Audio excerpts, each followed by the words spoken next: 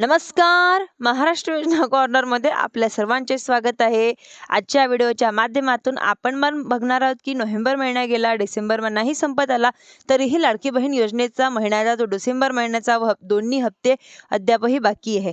परंतु आता लाडक्या बहिणींना मोठा दिलासा मिळणार आहे की म्हणजेच की आता 3,000 रुपये एकत्रितपणे खात्यात येणार. लवकरच लाडक्या बहिणींच्या योजनेमध्ये म्हणजेच की योजनेचे नोव्हेंबर आणि डिसेंबर महिन्याचे एकत्रीकरण हप्ता वितरित केला जाणार, अशा प्रकारची माहिती, अशा प्रकारच्या बातम्या चालल्या जात आहे. परंतु आता हा जो हप्ता आहे, हा देखील प्रश्न उपस्थित झाला आहे की एकंदरीत आपण जर पाहिलं तर लाडकी बहीण योजनेमध्ये पारदर्शकता आणण्यासाठी अर्जाची स्क्रुटनी सुरू आहे. आता यांच्या अंतर्गत काही अर्ज तपासणीच्या अंतर्गत गेलेले म्हणजेच की 31 डिसेंबर 2025 पर्यंत या योजनेच्या अंतर्गत केवायसी प्रक्रिया पार पाडली जात आहे.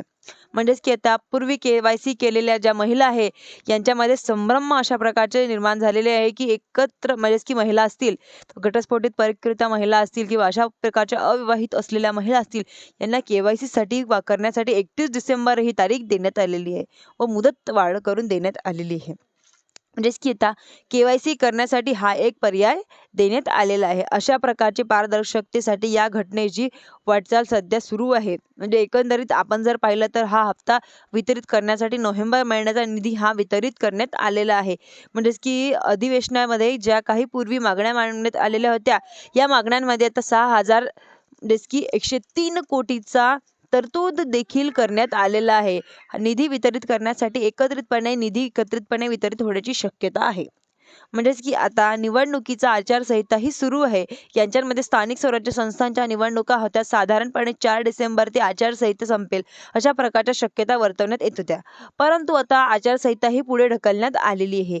म्हणजेच की आता 20 डिसेंबर पर्यंत पुढे ढकलला आहे की 21 डिसेंबर पर्यंत ही आचारसंहिता होती आहे. परंतु आता 29 महानगरपालिकांच्या निवडणुका आचारसंहिता सुरू झालेली आहे व साहजिकच 22 डिसेंबरच्या आसपासची या योजनेच्या अंतर्गत हा हप्ता वितरित केला जाईल. परंतु आता महानगरपालिकेची आचारसंहिता लागल्यामुळे पुन्हा एकदा आता 15 जानेवारी 2026 पर्यंत राज्यांमध्ये ही आचारसंहिता लागलेली आहे. परंतु आता याला परवानगी घेतलेली आहे. परंतु निवडणुकीच्या कालावधीमध्ये असा डायरेक्टली बेनिफिट वितरित करण्यासाठी परवानगी दिला जाऊ शकणार नाही. याला मोठ्या प्रमाणात विरोधकांच्या माध्यमातून विरोध दाखल केला जाणार आहे. साहजिकच परंतु याला विरोध करणारे विरोधक निवडणूक आयोगाच्या माध्यमातून हा हप्ता वितरित करण्यासाठी परवानगी देण्याची कुठलीही शक्यता दिसून येत नाही.